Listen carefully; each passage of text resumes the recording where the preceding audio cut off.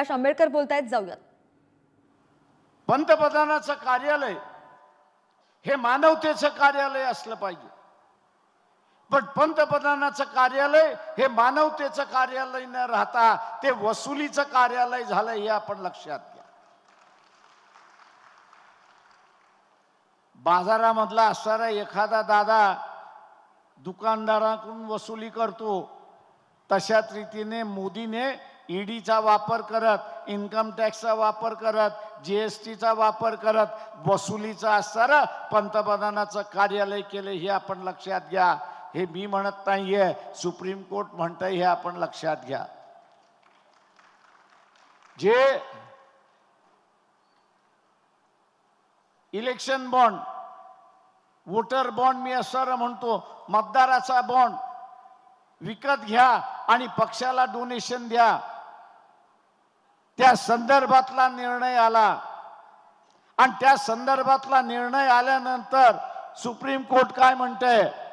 Supreme court एकच म्हणतंय की आम्ही निकष ह्याच्यामधला एकच काढतोय की इथे कुठेतरी दादागिरी झालेली आहे, कुठेतरी जबरदस्ती दिलेली आहे आणि जे डोनेशन आलेलं आहे ते डोनेशन मिळणारा, देणारा, घेणारा यांनी बळजबरीने असणारं डोनेशन घेतलेलं आहे, हे सुप्रीम कोर्ट त्या ठिकाणी म्हणतंय. आणि म्हणून त्यांनी ते रद्द केलं अशी असणारी परिस्थिती आहे.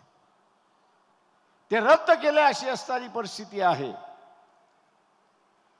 उदाहरण म्हणून द्यायचं झालं तर WHO म्हणजे वर्ल्ड हेल्थ ऑर्गनायझेशन, जागतिक आरोग्य संघटनेने कोविडच्या दरम्यान सांगितलं की हे जे रेमडेसिवीर जे औषध आहे हे हानिकारक आहे, लोकांना दिलं तर त्याचा परिणाम होतो आणि म्हणून त्यांनी बॅन केलं.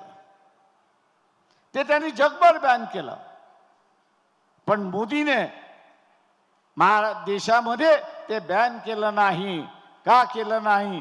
तर झांडो नावाची असणारी कंपनी गुजरातमध्ये आहे, गुजरातच्या मालकीची आहे आणि म्हणून तिला परमिशन दिलं. का परमिशन दिलं? तर त्यांनी 18 कोटीचे हे बॉन्ड जे आहेत, इलेक्ट्रोल बॉन्ड जे आहेत, ते बॉन्ड विकत घेतले आणि बीजेपीला डोनेशन दिलं. आणि बीजेपीला डोनेशन दिलं आणि त्यांना जागतिक बँकेने ज्या गोळ्या हानिकारक आहेत, रेमडेसिवीर हानिकारक आहेत, वापर करू नका, त्याचा सर्रास वापर झाला आणि ब्लॅकमेल सुद्धा झाला, अशी परिस्थिती आहे. मित्रो, 2012ला गुजरातच्या एका सभेमध्ये सोनिया गांधी यांनी मोदीला मौत का सौदागर म्हणून असं संबोधले होते. त्यावेळेस फार मोठं वादळ उठलं. मला असं वाटलं की काँग्रेसवाल्यांना संधी आलेली आहे की मौत का सौदागर हा कसा आहे ते सांगण्याचं. मी काँग्रेसवाल्यांना फोन केले, अरे बाबा ही माहिती आहे तुम्हाला शेअर करतो, ही कंपनी आहे, ह्याच्यामधला हे बॉन्ड आलेला आहे, ते आहेत, स्टेट बँक कबूल करून देते, तुमच्यावरती केसेस होणार नाही, तुम्ही बोंबला तर खरं. काँग्रेसवाल्यांना म्हटलं तुम्ही बोंबला तर खरं. ते काँग्रेसवाले मला काय म्हणतात माहिती आहे? प्रकाशराव, ते तुम्हीच करा. अरे म्हटलं तुम्ही का करत नाही?